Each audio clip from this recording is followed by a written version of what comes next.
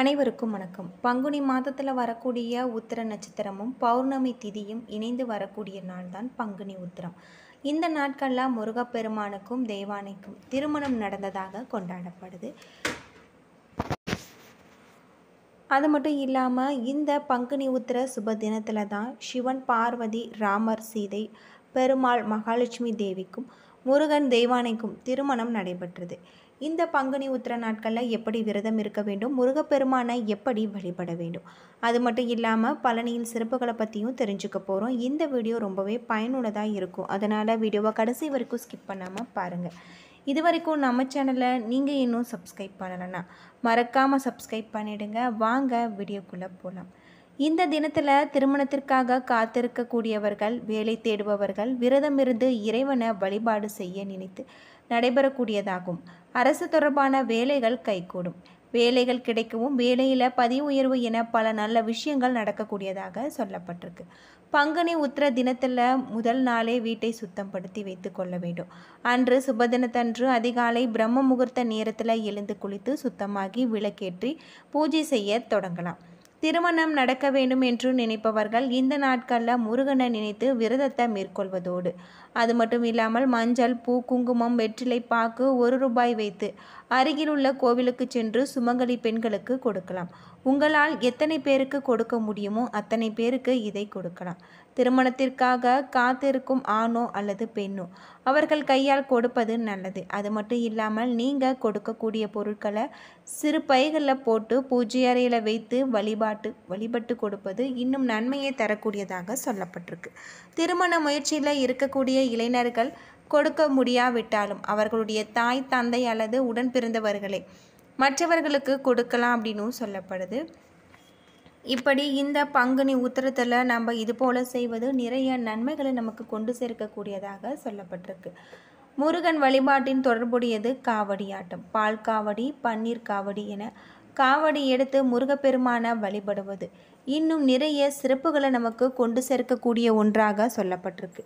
அது மட்டும் இல்லாமல் முருகனின் அறுபடை வீடுகளில் பழனி முருகன் கோவில் 3வது படை வீடாக இருக்குது. இந்த கோவில் 2000 ஆண்டுகள் பழமை வாய்ந்தது என பிரசித்தி பெற்றதாக சொல்லப்படுது. இந்த தலத்தின் மூலவர் நவபாசானத்தால் ஆனவர் போகரி என்ற சித்தர் இந்த தலத்தின் மூலவரை பிரதிஷ்டை செஞ்சுருக்காங்க. உற்சவர் முத்துக்குமார சுவாமி. இந்த கோவில்தான் தமிழகத்தில் முதல்ல பக்தர்களுடைய வேண்டுதல்கள் நிமித்தம் அளவு குத்துதல், காவடி எடுக்கும் பழக்கம் ஏற்பட்டது அப்படின்னு சொல்லப்படுது. 3ஆம் படைவீடாக இருக்கக்கூடிய இந்த தலம் முருகன் முதல்ல கோபித்து வந்த நின்ற தலம் என்பதால் மலை அடிவாரத்தில் இருக்கக்கூடிய திரு ஆவினங்குடி தலமே 3வது படைவீடாக இருக்குது அப்படின்னு சொல்லப்படுது. முருகன் மயில் மீது அமர்ந்த கோலத்தில் காட்சி தராரு. முருகன் குழந்தை வடிவமாக இருப்பதால் இவருடன் வள்ளி தெய்வானை இல்லை. இவர் சிவனின் அம்சம் என்பதால் இவரது கருவறை சுற்றுச்சுவரில் தட்சிணாமூர்த்தி, பிரகாரத்தில் பைரவர், சண்டிகேஸ்வரர் இருக்கிறதாக சொல்லப்படுது.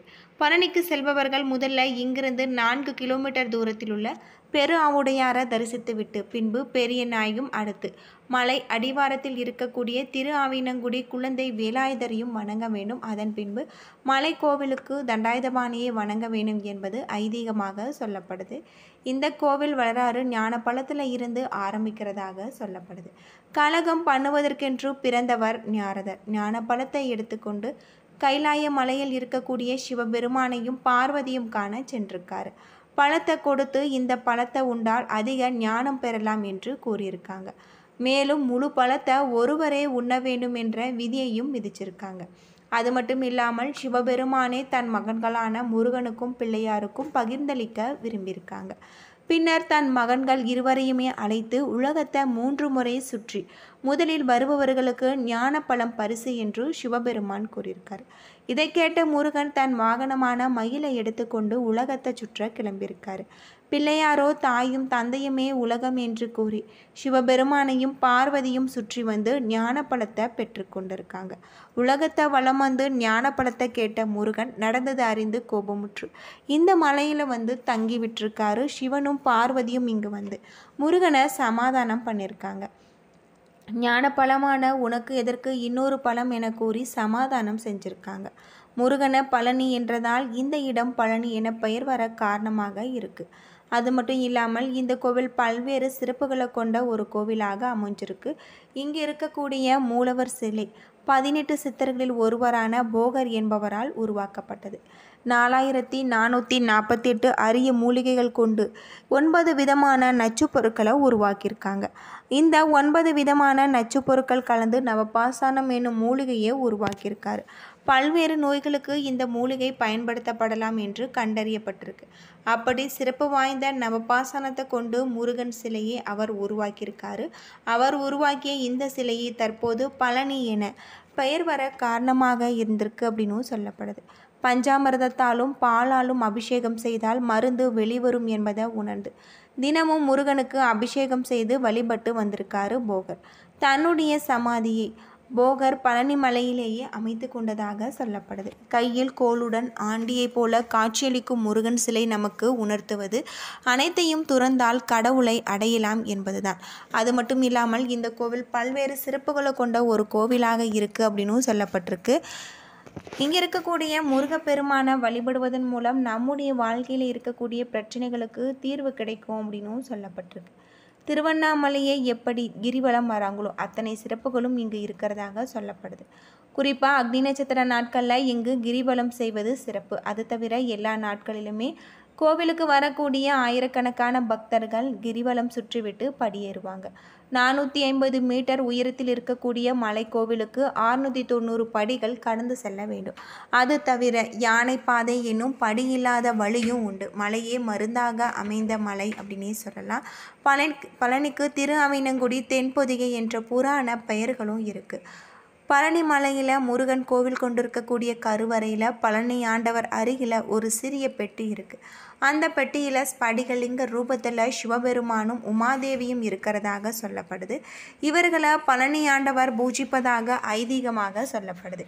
தண்டாயுதபாணி விக்கிரகத்திற்கு 4 விதமான அபிஷேக பொருட்கள் மட்டும்தான் உபயோகப்படுத்தப்படுதாகும்.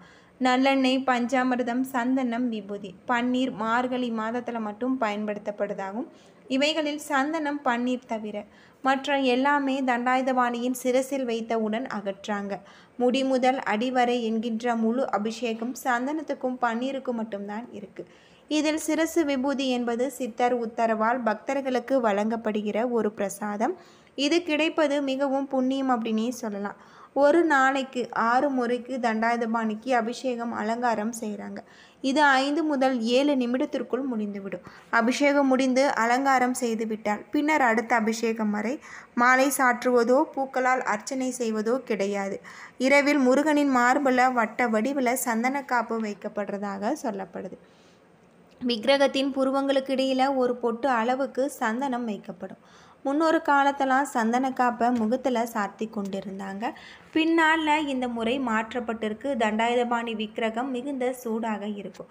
இதனால் இரவு முழுவதுமே இந்த விக்கிரகத்தில் இருந்து நீர் வெளிப்படும். அந்த நீரை அபிஷேக தீர்த்தத்துடன் கலந்து காலை அபிஷேகம் நடக்கும்போது அங்கே இருக்கக்கூடிய பக்தர்களுக்கு பிரசாதமாக விநியோகம் செய்கிறதாக சொல்லப்படுது.